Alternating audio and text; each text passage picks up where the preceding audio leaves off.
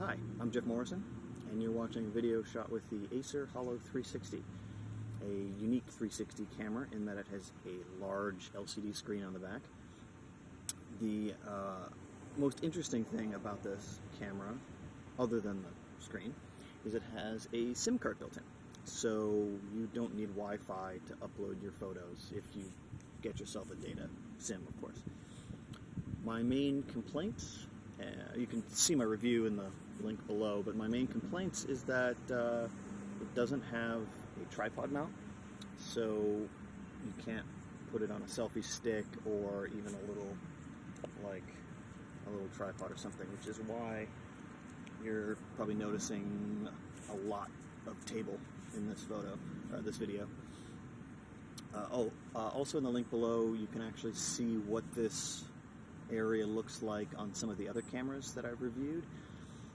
Did those a few weeks ago, but it's roughly the same time of day. The sun is roughly in the same part of the sky, which tends to be a little difficult for 360 cameras when there's two very different exposures. And yeah, so the video resolution is 4K, but only 24 frames per second, which, you know, is fine.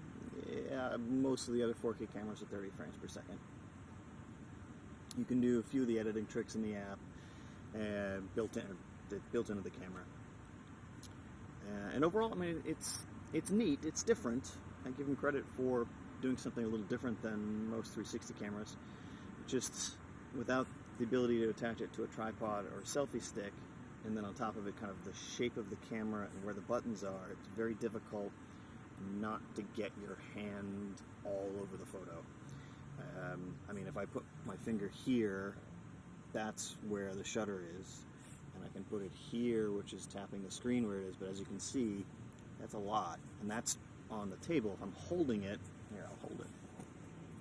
I'm holding it, like my thumb's on the shutter right now, and I can kind of balance it if I put it like that to tap the stop button.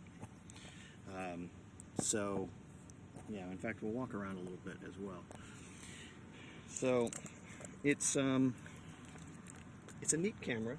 I give them credit for doing something a little bit different, but at an MSRP of over $400, it's up against some pretty serious competition, like the Insta360 the Ryko Theta V, a couple other cameras.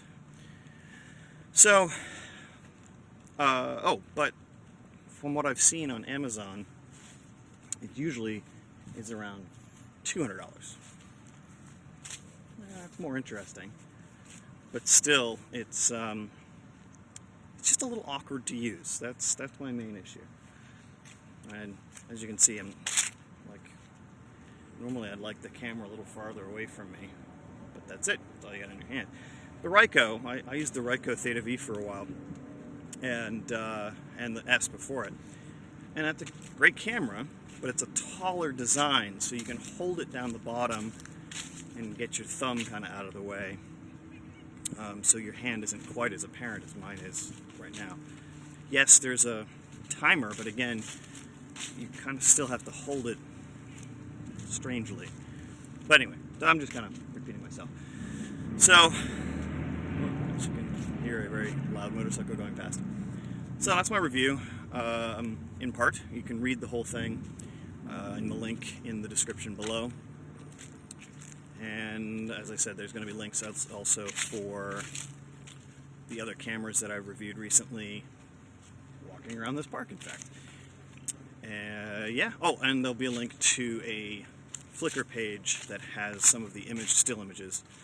Because one of the coolest things this camera does, forgot about that, one of the coolest things this camera does is you can actually set it to do standard photos, and it crops in, obviously, but you can do like a super wide panorama photos and so forth, which I think is a fantastic feature. I think more cameras should have that.